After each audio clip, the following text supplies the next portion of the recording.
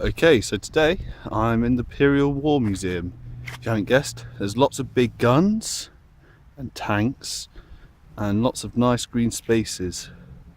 It's really nice here, but it's yeah, there's what like every war which Australia's ever fought in, normally as a colony of Britain. So this plinth here says opening armistice day, 11th of November 1941. So yeah, this is nice. A nice statue here of life saving. Okay, so you know when last night when I was pointing off into the distance saying this is one of the long straight streets? Well, this was the middle one, so this is what I was pointing at. And so I've come here today, and now, just for you, I'm going to point over there and say that's where I was last night. So yeah, you've got the lake here, and then this government buildings, and then you've got the new Parliament House with the flag on top. So there you go.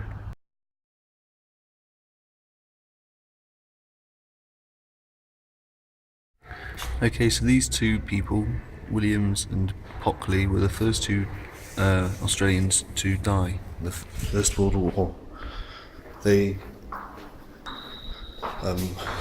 Pockley was a doctor who was trying to save Williams.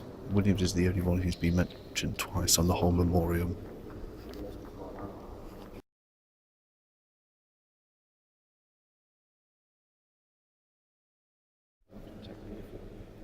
This is Jose. And in each one of this, modern people, so women, very modern, they've got sailors, the soldiers, and the airmen.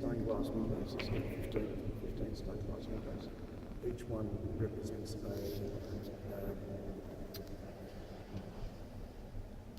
a characteristic of strikers and also soldiers, such as comradeship and ancestry.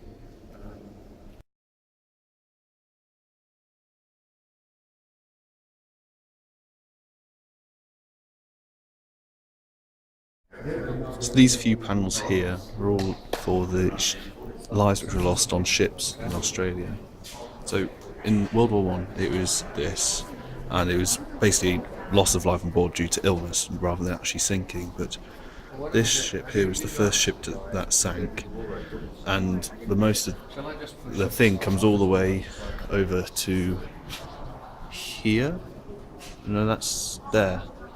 That one. So that way backwards, and it includes the HMS Perth and Sydney. So yeah, just interesting stories that the man's telling us about some of the people. And there was one guy who survived several sinkings of boats and eventually got captured by the Japanese and eventually died by an Allied bombing of the compound he was in. So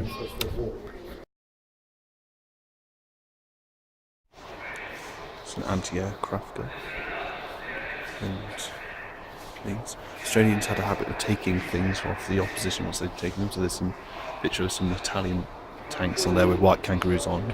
This is the ski unit. And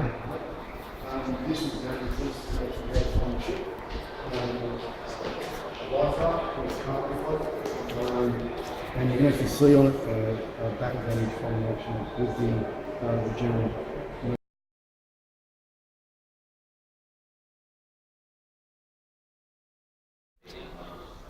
Railway jeeps.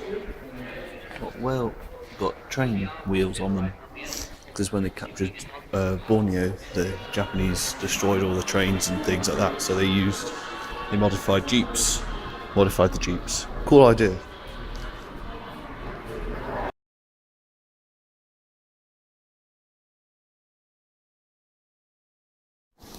This is about the Vietnam War.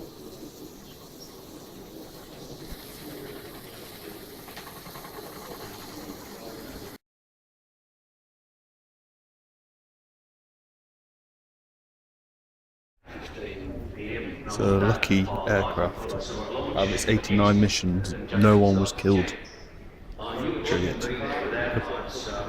Look how many.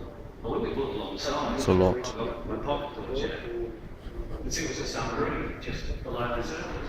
So that's down there, and at about 3:15, there's a sea watch. I was having a cup of tea with the first.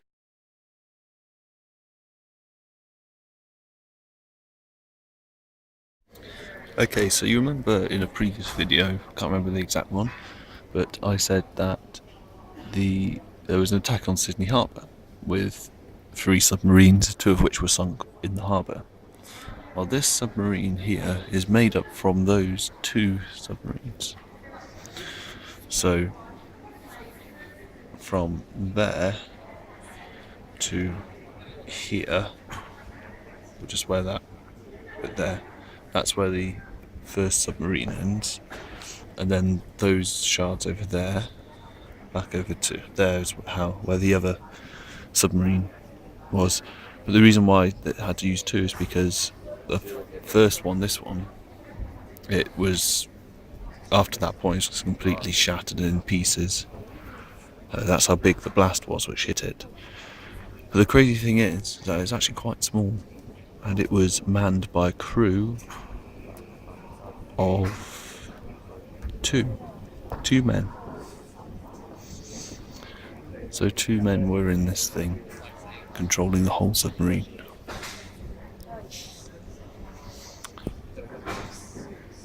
So yeah.